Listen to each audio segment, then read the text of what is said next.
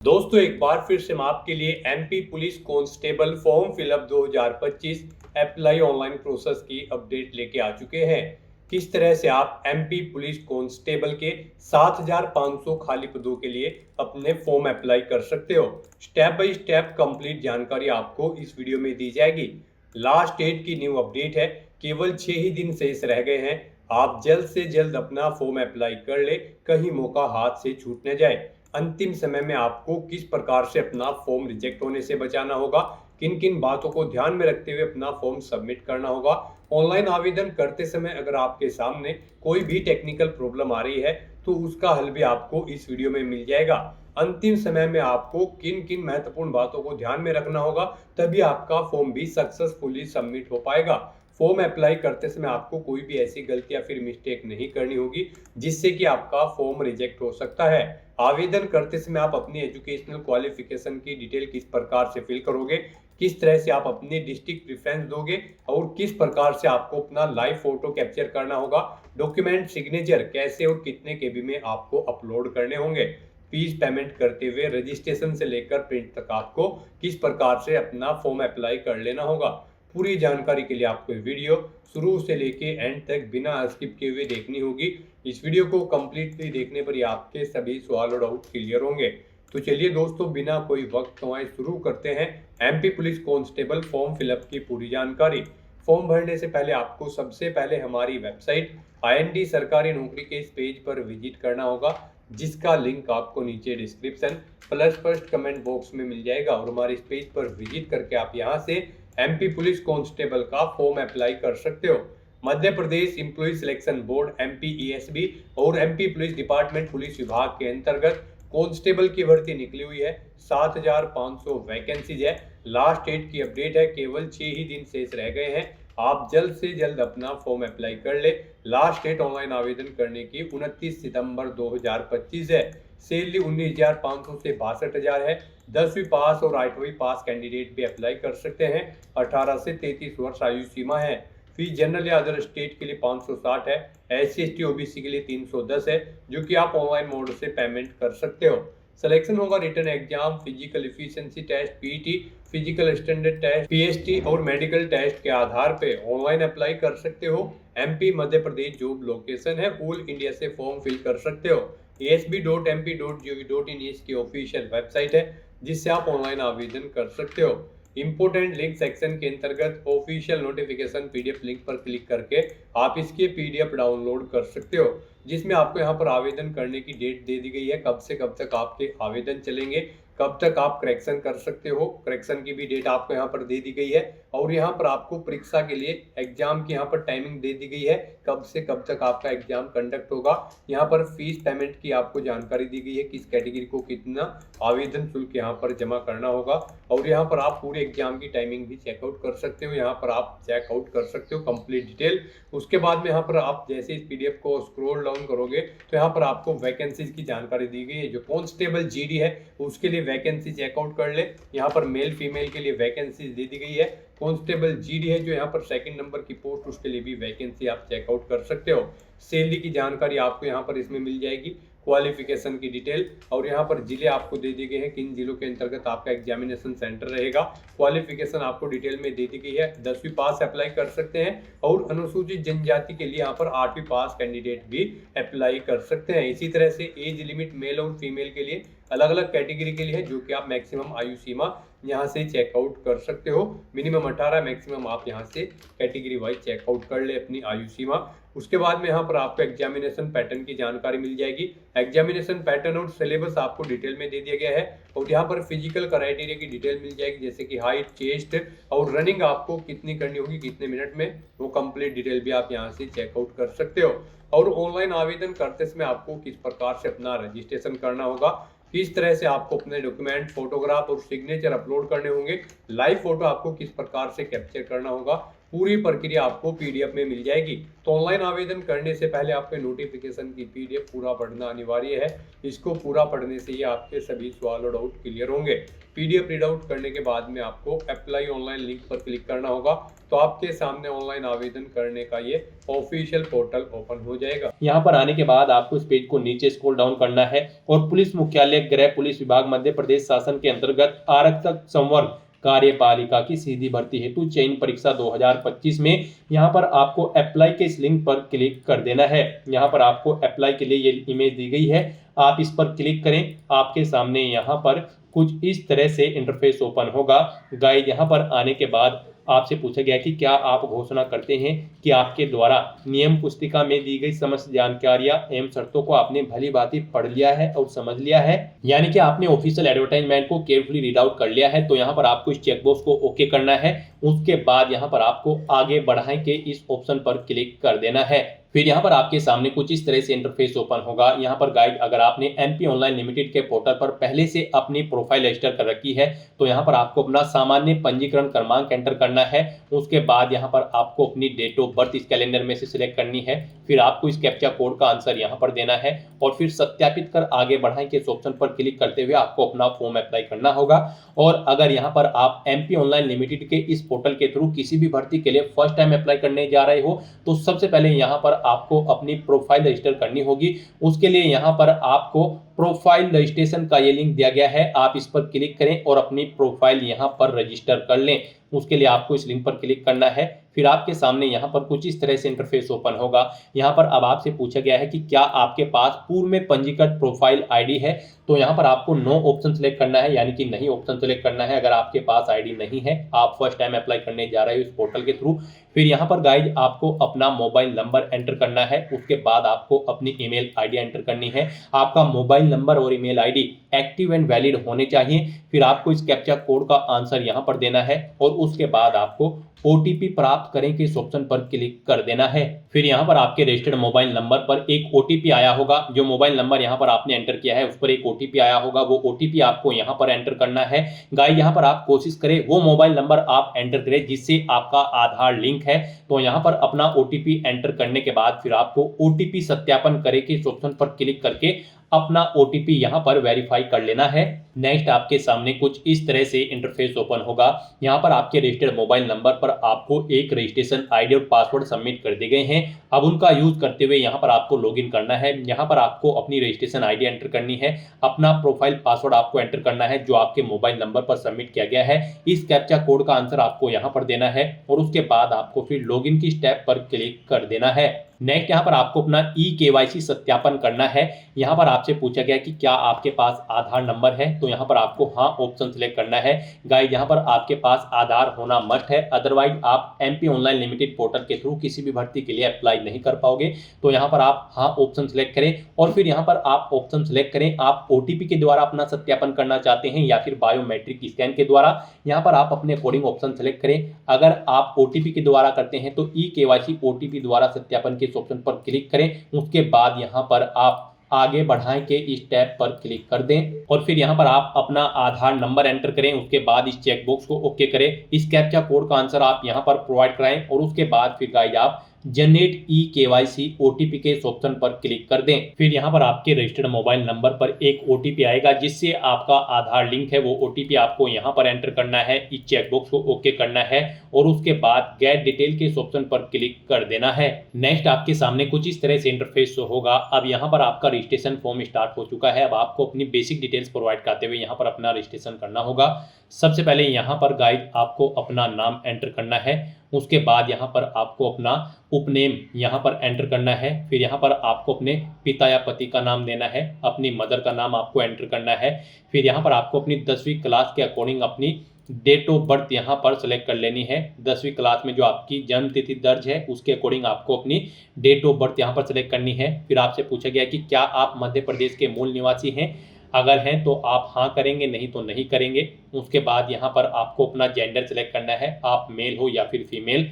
फिर यहाँ पर आपको अपनी श्रेणी कैटेगरी सिलेक्ट कर लेनी है। आप रिजर्व कैटेगरी से SC, ST, OBC या फिर अनरिजर्व कैटेगरी से हैं, आप अपने अकॉर्डिंग यहाँ पर ऑप्शन सिलेक्ट कर लें। फिर यहाँ पर आपसे पूछा गया कि क्या आप आर्थिक रूप से कमजोर EWS श्रेणी के अंतर्गत आते हैं। अगर आप अनरिजर्व कैटेगरी कैंडिडेट हैं तो इसमें हाँ या नहीं आप ऑप्शन सिलेक्ट करेंगे, और अगर आप यहाँ पर SC, ST या फिर OBC कैंडिडेट होंगे तो फिर आपके सामने ये ऑप्शन डिसेबल्ड कर दिया जाएगा। फिर यहाँ पर आपको अपनी हायर क्वालिफिकेशन सिलेक्ट कर लेनी है, यानी कि आपकी जो हाईएस्ट क्वालिफिकेशन है वो आपको यहाँ पर सिलेक्ट कर लेनी है। आपने यहाँ पर ग्रेजुएशन, पोस्ट ग्रेजुएशन या फिर 12वीं या फिर कोई इंजीनियरिंग डिग्री, डिप्लोमा, जो भी आपकी हायर क्वालिफिकेशन है वो यहाँ पर आपको सिलेक्ट कर लेनी है। फिर आपको अपने निवास का क्षेत्र यहाँ पर सिलेक्ट करना है। आप रूरल एरिया में रहते हैं या फिर अर्बन एरिया में, यानी कि ग्रामीण या शहरी, आप अपने अकॉर्डिंग ऑप्शन सेलेक्ट करें। फिर यहाँ पर आपसे पूछा गया कि क्या आप दिव्यांग कैंडिडेट हैं और आपकी डिसेबिलिटी न्यूनतम 40% है। अगर है तो आप हाँ करेंगे, नहीं तो नहीं ऑप्शन सेलेक्ट करेंगे। हाँ ऑप्शन अगर आप सेलेक्ट करते हैं तो फिर यहाँ पर आपको अपनी दिव्यांगता का प्रकार सेलेक्ट कर लेना है, और अगर आप दिव्यांग कैंडिडेट नहीं हैं तो सिंपली यहाँ पर आप नो ऑप्शन सेलेक्ट कर लेंगे। उसके बाद यहाँ पर आपको ये डिटेल प्रोवाइड नहीं करानी होगी। फिर यहाँ पर आपको अपनी वैवाहिक स्थिति का विवरण देना है। यहाँ पर आपसे पूछा गया कि क्या आप विवाहित हैं। अगर हैं तो आप हाँ करेंगे, और यहाँ पर फिर आपको अपनी विवाह की तिथि सिलेक्ट करनी होगी, और अगर नहीं है आप विवाहित तो आप नहीं ऑप्शन सेलेक्ट कर लेंगे। अगर आप विवाहित हैं तो यहाँ पर आपको फिर अपने जीवित बच्चों की संख्या देनी है। अंतिम बच्चे की जन्म तिथि यहाँ पर आपको सेलेक्ट करनी है। अंतिम बच्चा जुड़वा है तो आप हाँ करेंगे, नहीं तो नो ऑप्शन सेलेक्ट करेंगे। इस तरह से यहाँ पर आपको अपनी डिटेल देने के बाद फिर आपको अपनी एड्रेस की डिटेल यहाँ पर प्रोवाइड करनी है। यहाँ पर सबसे पहले आपको अपना मकान नंबर एंटर करना है, गली, मोहल्ला, गांव, क्षेत्र, कॉलोनी, शहर या तहसील एंटर करनी है। अपना स्टेट आपको सेलेक्ट करना है, इसके अकॉर्डिंग आपको डिस्ट्रिक्ट यहाँ पर सेलेक्ट कर लेना है। फिर यहाँ पर आपको अपना पिन कोड एंटर कर देना है। इस तरह से यहाँ पर आपको अपने एड्रेस की डिटेल प्रोवाइड करनी है। फिर यहाँ पर आपको आपका मोबाइल नंबर और ईमेल आईडी ऑटोमेटिकली फिर मिलेगी, जो आपने रजिस्ट्रेशन आईडी क्रिएट करते हुए प्रोवाइड कराई थी। अब यहाँ पर आपको आपकी बॉडी पर कोई कट या तिल का निशान है तो उस पैलेस का नाम यहाँ पर देना है। फिर आप परीक्षा में जब पार्टिसिपेट करेंगे उस समय अपना कौन सा फोटोयुक्त पहचान पत्र शो करेंगे वो यहाँ पर आपको सेलेक्ट कर लेना है। आधार कार्ड, पैन कार्ड या फिर ड्राइविंग लाइसेंस, उसका नंबर यहाँ पर आपको एंटर करना है। आपका आधार कार्ड नंबर आपको ऑटोमेटिकली यहाँ पर फिर मिलेगा। फिर आपको घोषणा पत्र में इस चेकबॉक्स को ओके करना है, और उसके बाद गाइज आपको पंजीकृत करें कि इस ऑप्शन पर क्लिक कर देना है। नेक्स्ट यहाँ पर आपको अपना लाइव फोटो कैप्चर करना है, अपने सिग्नेचर अपलोड करने हैं, अपना handwritten declaration document upload करना है, अपनी जन्म तिथि का प्रमाण पत्र यहाँ पर आपको अपलोड करना है, अपना कास्ट सर्टिफिकेट यहाँ पर आपको अपलोड करना है अगर आप रिजर्व कैटेगरी से बिलोंग करते हैं। दिव्यांग कैंडिडेट हो तो आपको यहाँ पर दिव्यांगता का प्रमाण पत्र अपलोड करना होगा। इनके लिए आपको गाइडलाइन दी गई है, इन्हें ध्यान में रखते हुए आपको अपने डॉक्यूमेंट्स को आपको अपलोड करना है।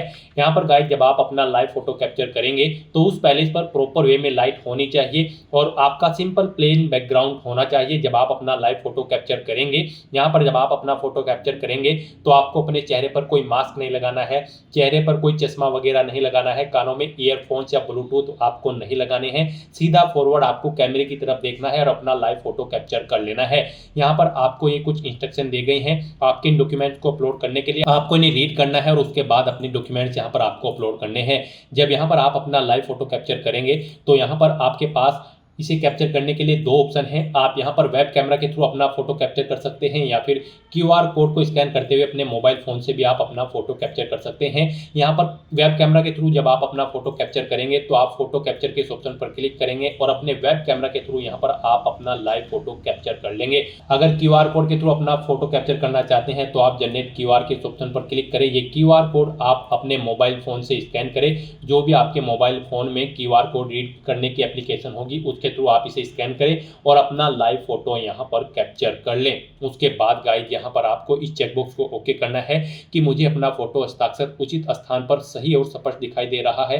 फिर यहाँ पर आपको अपने सिग्नेचर अपलोड करने हैं। सिग्नेचर अपलोड करने के लिए भी आपको ब्राउज के ऑप्शन पर क्लिक करना है, फाइल को सेलेक्ट कर लेना है और अपने सिग्नेचर यहाँ पर आपको अपलोड कर देने हैं। उसके बाद आपको अपना handwritten declaration document upload करना है। उसके लिए भी यहाँ पर आपको ब्राउज के ऑप्शन पर क्लिक करना है, फाइल को सेलेक्ट कर लेना है और अपना handwritten text declaration document यहाँ पर आपको अपलोड कर देना है। उसके बाद आपको इन चेकबॉक्सेस को ओके कर देना है कि आपको आपके हस्ताक्षर और हस्तलिखित टेक्स्ट उचित स्थान पर सही और स्पष्ट दिखाई दे रहे हैं। और उसके बाद फिर गाइस यहाँ पर आपको upload photo signature handwritten text के इस टैब पर क्लिक करते हुए अपने इन तीनों डॉक्यूमेंट्स को यहाँ पर अपलोड कर देना है। उसके बाद फिर यहाँ पर आपको अपनी जन्म तिथि का प्रमाण पत्र अपलोड करना है। इसमें आप अपनी 8वीं या फिर 10वीं या फिर 12वीं का सर्टिफिकेट या फिर रिजल्ट अपलोड कर सकते हैं। यहाँ पर इनकी विड्थ डॉक्यूमेंट के आपके 700 पिक्सल से 800 पिक्सल के बीच में होनी चाहिए, हाइट 400 पिक्सल से 950 पिक्सल के बीच में होनी चाहिए और ये तीनों डॉक्यूमेंट आपके जेपीजी फॉर्मेट में होने चाहिए। तो इन डॉक्यूमेंट्स को भी अपलोड करने के लिए आपको चूज फाइल के ऑप्शन पर क्लिक करना है, फाइल को सिलेक्ट कर लेना है और upload birth certificate, upload caste certificate, upload handicap certificate के ऑप्शन पर क्लिक करते हुए अपने इन तीनों डॉक्यूमेंट्स को भी यहाँ पर आपको अपलोड कर देना है। और फिर गाइस यहाँ पर आपको सबमिट डिटेल के इस ऑप्शन पर क्लिक कर देना है। फिर यहाँ पर आपको आपके रजिस्ट्रेशन का पूरा प्रीव्यू शो कर दिया गया है। आपको सभी डिटेल्स केयरफुली चेकआउट करनी है, पेज को नीचे स्क्रॉल डाउन करना है और उसके बाद आपको प्रिंट प्रोफाइल रिसिप्ट के इस ऑप्शन पर क्लिक करके अपनी प्रोफाइल का एक हार्ड कॉपी रिसिप्ट ले लेना है फ्यूचर यूज के लिए। अपनी प्रोफाइल का रजिस्ट्रेशन सक्सेसफुली कंप्लीट करने के बाद आपको दोबारा से हमारी वेबसाइट के इसी पेज पर आना है, अप्लाई ऑनलाइन के इस लिंक पर क्लिक करना है। उसके बाद आपके सामने मध्य प्रदेश कर्मचारी चयन मंडल का यही पोर्टल ओपन होगा। अब गाइड आपको दोबारा से यहाँ पर पुलिस मुख्यालय गृह पुलिस विभाग मध्य प्रदेश शासन के अंतर्गत आरक्षक संवर्ग कार्यपालिका की सीधी भर्ती हेतु यहाँ पर अप्लाई करने के लिए इस ऑप्शन पर क्लिक करना है, इस इमेज पर क्लिक करना है। उसके बाद आपके सामने यहाँ पर कुछ इस तरह से इंटरफेस ओपन होगा। अब आपको चेकबॉक्स को ओके करना है, आगे बढ़ाएं के ऑप्शन पर क्लिक करना है और यहाँ पर अब आपको अपना सामान्य पंजीकरण क्रमांक जो आपको प्रोफाइल रजिस्टर करने के बाद प्रोवाइड कराया गया है वो यहाँ पर आपको एंटर करना है। अपनी डेट ऑफ बर्थ यहाँ पर आपको सिलेक्ट कर लेनी है। इस कैप्चा कोड का आंसर आपको यहाँ पर देना है और फिर आपको यहाँ पर सत्यापित कर आगे बढ़ाएं के इस ऑप्शन पर क्लिक कर देना है। नेक्स्ट आपके सामने कुछ इस तरह से इंटरफेस ओपन होगा। यहाँ पर अब आपका फॉर्म स्टार्ट हो चुका है। कुछ चीजें यहाँ पर आपको ऑटोमेटिकली फिर मिल जाएगी जो आपने प्रोफाइल रजिस्ट्रेशन करते समय प्रोवाइड कराई थी।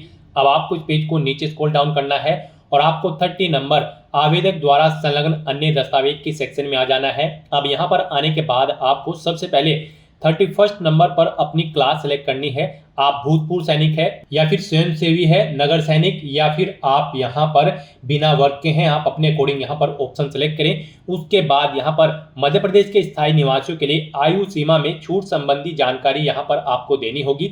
अगर आप मध्य प्रदेश के स्थायी निवासी है और आप यहाँ पर आयु सीमा में छूट चाहते हैं तो उनके लिए यहाँ पर अब आपको डिटेल देनी होगी। यहाँ पर गाइड अगर आप भूतपूर्व सैनिक है तो की गई सेवा की अवधि यहाँ पर आपको देनी होगी। यदि आप मध्य प्रदेश के मूल निवासी है और आपका गृह जिले होम डिस्ट्रिक्ट यहाँ पर आपको सिलेक्ट करना होगा। फिर यहाँ पर आपको अपनी शासकीय निगम मंडल स्वशासी संस्था के कर्मचारी हैं तो आप हाँ करेंगे, नहीं तो नो ऑप्शन सेलेक्ट करेंगे। फिर आपसे पूछा गया कि क्या आप विक्रम पुरस्कार से सम्मानित खिलाड़ी हैं, अगर हैं तो हाँ करें, नहीं तो नो ऑप्शन सेलेक्ट कर लें। फिर यहाँ पर आपसे पूछा गया कि क्या आप मध्य प्रदेश शासन के छठवीं सुधा कर्मचारी हैं, अगर है तो हाँ करेंगे, नहीं तो नो ऑप्शन सेलेक्ट करेंगे। यदि हाँ तो की गई सेवा की अवधि यहाँ पर आपको माह में प्रोवाइड करानी होगी। फिर आपसे पूछा गया कि क्या आप विधवा या फिर तलाकशुदा हैं, अगर है तो हाँ करेंगे, नहीं तो नहीं ऑप्शन सेलेक्ट करेंगे। फिर यहाँ पर आपसे पूछा गया कि क्या आप आदिम जाति, अनुसूचित जाति और अनुसूचित जनजाति एवं पिछड़ा वर्ग कल्याण विभाग की अंतर जातीय विवाह प्रोत्साहन योजना से पुरस्कृत है, अगर हैं तो आप हाँ करेंगे, नहीं तो आप नहीं ऑप्शन सेलेक्ट कर लेंगे। फिर यहाँ पर आपसे पूछा गया कि क्या आप शासकीय सेवा में नियुक्ति के लिए नीचे दी गई विभिन्न वर्गों में सम्मिलित है, अगर हैं तो आप वो वर्ग यहाँ पर सेलेक्ट कर लें। उसके बाद यहाँ पर आपको इस पेज को नीचे स्क्रॉल डाउन करना है। नेक्स्ट यहाँ पर आपसे पूछा गया है कि यदि आप कांस्टेबल जनरल ड्यूटी जीडी गैर तकनीकी का चयन करते हैं तो नीचे दिए गए विकल्पों में से आप किसे यहाँ पर प्राथमिकता देना चाहते हैं, जिसे आप पोस्ट प्रेफरेंस देना चाहते हैं उसे यहाँ पर आप फर्स्ट नंबर पर सिलेक्ट करेंगे। यहाँ पर आपके लिए दो पदनाम है, आरक्षक सामान्य ड्यूटी विशेष सशस्त्र बल को छोड़कर आरक्षक विशेष सशस्त्र बल केवल पुरुष उम्मीदवार हेतु। तो यहाँ पर आप जिस भी डिपार्टमेंट को फर्स्ट नंबर पर प्रेफरेंस देना चाहते हैं उसे आप फर्स्ट नंबर पर सिलेक्ट करें, जिसे सेकंड पर प्रेफरेंस देना चाहते हैं उसे आप यहाँ पर सेकंड नंबर पर सिलेक्ट कर लें। उसके बाद यहाँ पर आपको अपनी शैक्षणिक योग्यता एजुकेशनल क्वालिफिकेशन की डिटेल प्रोवाइड करनी है। इस भर्ती में पार्टिसिपेट करने के लिए आपका केवल 10वीं क्लास पास आउट होना जरूरी है, किसी वेल रिकॉग्नाइज्ड बोर्ड या फिर स्कूल से, या फिर इसके इक्विवेलेंट क्वालिफिकेशन आपकी होनी चाहिए। तो यहाँ पर अब आपको अपनी क्वालिफिकेशन की डिटेल देनी है। यहाँ पर आपको 10वीं क्लास सेलेक्ट करना है। उसके बाद आपको अपनी 10वीं क्लास का रोल नंबर यहाँ पर देना है। परीक्षा आपने किस वर्ष में उत्तीर्ण की है वो वर्ष यहाँ पर आपको एंटर करना है और बोर्ड का नाम यहाँ पर आपको देना है जिस बोर्ड से आपने अपनी 10वीं क्लास पास आउट की है। उसके बाद आपको इस पेज को नीचे स्क्रॉल डाउन करना है। नेक्स्ट यहाँ पर आपको अपनी नियुक्ति के लिए जिलों की प्राथमिकता का चयन करना है। यहाँ पर आप जिस जिले में फर्स्ट नंबर पर जॉब करना चाहते हैं उसे यहाँ पर आपको फर्स्ट नंबर पर सिलेक्ट करना है, जिसे आप सेकंड, थर्ड, फोर्थ, फिफ्थ क्रम से यहाँ पर आप अपनी चॉइस के अकॉर्डिंग जिस जिले को जिस नंबर पर पोस्ट प्रेफरेंस देना चाहते हैं उसे यहाँ पर आप सिलेक्ट कर ले। इस तरह से यहाँ पर आपको सभी जिले सेलेक्ट कर लेने हैं। उसके बाद आपको इस पेज को नीचे स्क्रॉल डाउन करना है। फिर यहाँ पर आपसे पूछा गया कि क्या आप नियम पुस्तिका के अध्याय 1 के बिंदु 1.2 के अनुसार दी गई न्यूनतम शारीरिक अर्हता रखते हैं, यानी कि जो आपकी यहाँ पर फिजिकल रिक्वायरमेंट है क्या आप उन्हें फुलफिल करते हैं। तो यहाँ पर आपको यस ऑप्शन सेलेक्ट करना है, यानी कि हाँ ऑप्शन सेलेक्ट करना है। फिर आपसे पूछा गया कि आवेदित पद समूह के लिए न्यूनतम आप यहाँ पर शैक्षणिक योग्यता रखते हैं, यानी कि क्या आप 10वीं क्लास पास आउट है। तो यहाँ पर भी आपको हाँ ऑप्शन सेलेक्ट करना है, अदरवाइज आप एलिजिबल नहीं होंगे इस भर्ती में पार्टिसिपेट करने के लिए। फिर अगर आप अनुसूचित जनजाति ST श्रेणी के उम्मीदवार हैं तो आप 10वीं बोर्ड या उसके उच्च शिक्षा उत्तीर्ण है, तो यहाँ पर आपको हाँ ऑप्शन सेलेक्ट करना होगा अगर आप इस कैटेगरी से बिलोंग करते हैं। फिर यहाँ पर आपको आपका आधार कार्ड का क्रमांक ऑटोमेटिकली फिर मिल जाएगा जो आपने यहाँ पर प्रोफाइल रजिस्ट्रेशन करते समय प्रोवाइड कराया था। उसके बाद यहाँ पर आपको अपनी एग्जाम सिटी की प्रेफरेंस देनी है। यहाँ पर आपको 4 चॉइसेस दी गई है, आप अपनी चॉइस के अकॉर्डिंग यहाँ पर 4 एग्जाम सिटी 1 बाय 1 करके सिलेक्ट कर ले। जहाँ पर आप फर्स्ट नंबर पर एग्जाम में पार्टिसिपेट करना चाहते हैं उसे फर्स्ट नंबर पर सिलेक्ट करें, जिसे सेकंड थर्ड फोर्थ पर चाहते हैं उसे आप सेकंड थर्ड फोर्थ पर यहाँ पर सिलेक्ट कर लें। उसके बाद आपको ये घोषणा पत्र रीड करना है, ये चेकबॉक्स यहाँ पर आपको ओके करना है और फिर गाइस आपको यहाँ पर आगे बढ़ाएं के इस टैब पर क्लिक कर देना है। नेक्स्ट आपने जो डिटेल प्रोवाइड कराई है उसका पूरा प्रीव्यू यहाँ पर आपको शो कर दिया गया है। आपको सभी डिटेल्स केयरफुली चेकआउट करनी है, पेज को नीचे स्क्रॉल डाउन करना है और गाइस यहाँ पर अब आपको अपना डोमिसाइल सर्टिफिकेट अपलोड करना है और अपनी शैक्षणिक योग्यता के दस्तावेज यहाँ पर आपको अपलोड करने हैं, यानी कि एजुकेशनल सर्टिफिकेट्स आपको अपलोड करने हैं। यहाँ पर आपके डॉक्यूमेंट की जो विड्थ होगी वो 700 पिक्सल से 800 पिक्सल के बीच में होनी चाहिए, हाइट 400 पिक्सल से 950 पिक्सल के बीच में होनी चाहिए, जेपीजी फॉर्मेट में आपके डॉक्यूमेंट होने चाहिए, साइज इनका यहाँ पर 150 KB से कम होना चाहिए। तो अपने इन डॉक्यूमेंट्स को अपलोड करने के लिए अब यहाँ पर आपको ब्राउज के ऑप्शन पर क्लिक करना है, फाइल को सिलेक्ट कर लेना है और फिर अपलोड डोमिसाइल और अपलोड एजुकेशन सर्टिफिकेट के ऑप्शन पर क्लिक करके अपने इन दोनों डॉक्यूमेंट्स को आपको अपलोड कर देना है